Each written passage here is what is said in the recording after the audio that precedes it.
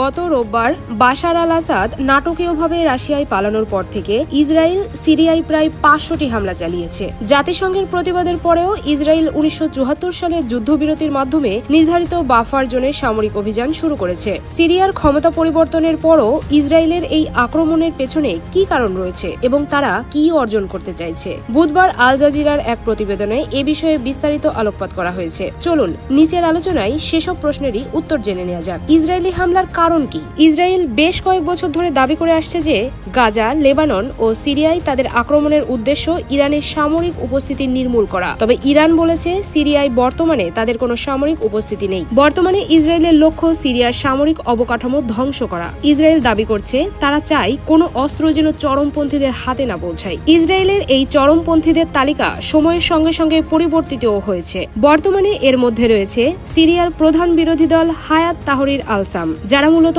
আসাদকে ক্ষমতাচ্যুত করেছে। কোন কোন লক্ষ্যবস্তুতে হামলা করা হয়েছে? ইসরায়েল জানিয়েছে তারা সিরিয়ার অস্ত্র গুদাম, গোলাবারুদের ডিপো, বিমানবন্দর, নৌঘাঁটি এবং গবেষণা কেন্দ্রের মতো সামরিক স্থাপনা লক্ষ্য করে হামলা চালিয়েছে। তারা বাফার জোনেও সামরিক বাহিনী মোতায়েন করেছে। এটি মূলত সিরিয়া এবং ইসরায়েলের মধ্যে একটি নিরপেক্ষ অঞ্চল, যা ১৯৭৪ সালের যুদ্ধবিরতির অংশ হিসাবে নির্ধারিত হয়েছিল। ইসরায়েলি বাহিনী দখলকৃত গোলান মালভূমি থেকে সিরিয়ার কাতানায় ১০ কিলোমিটার অভ্যন্তরে প্রবেশ করেছে বলে সিরিয়ার নিরাপত্তা বাহিনী জানিয়েছে। তবে ইসরায়েলি সামরিক সূত্র এই অভিযোগ অস্বীকার করেছে। ইসরায়েলের লক্ষ্য কি? ইসরায়েল বলছে তারা তাদের প্রতিরক্ষার স্বার্থে কাজ করছে। নেতানিয়াহু ঘোষণা করেছেন গোলান মালভূমি চিরকাল ইসরায়েলের অংশ হিসেবেই থাকবে। ইসরায়েলি পররাষ্ট্রমন্ত্রী গিদেওন সার বলেন, ইসরায়েলের আক্রমণের উদ্দেশ্য ছিল সিরিয়ার রাসায়নিক অস্ত্র এবং দীর্ঘ পাল্লার রকেটের মতো কৌশলগত অস্ত্রগুলো ধ্বংস করা, যাতে এগুলো চরমপন্থীদের হাতে না পৌঁছায়। এদিকে চলমান অস্থিরতার মধ্যেই যুদ্ধবিধ্বস্ত দেশটির দক্ষিণাঞ্চলে একটি নিয়ন্ত্রিত অঞ্চল গঠনের কথা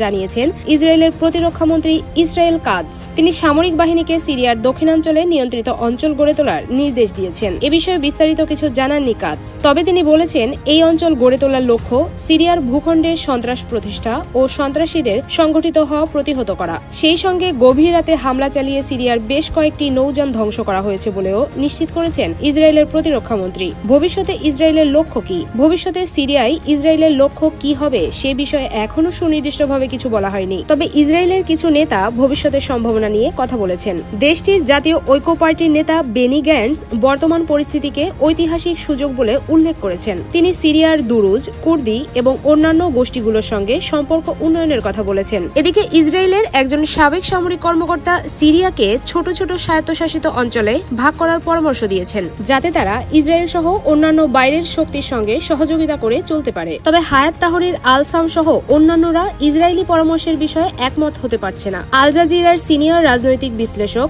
মারওয়ান বিশারা বলেছেন, ইসরায়েলের এমন পরিকল্পনার প্রভাব সম্পর্কে আমরা জানি, যেমনটা দেখা গেছে অধিকৃত পশ্চিম তীরে। তাহলে কি পশ্চিম তীরের মতোই সিরিয়া দখলে নেমেছে ইসরায়েল? এমন প্রশ্নেই উদ্বেগ বাড়ছে বিশেষজ্ঞ মহলে। তবে উপরের আলোচনা থেকে যেটা বোঝা গেল তা হলো ইসরায়েলের চলমান হামলা সিরিয়ার ভূখণ্ডে নতুন অস্থিরতা সৃষ্টি করেছে এবং এর মাধ্যমে মধ্যপ্রাচ্যে আরও বড় সংঘাতের আশঙ্কা বাড়ছে।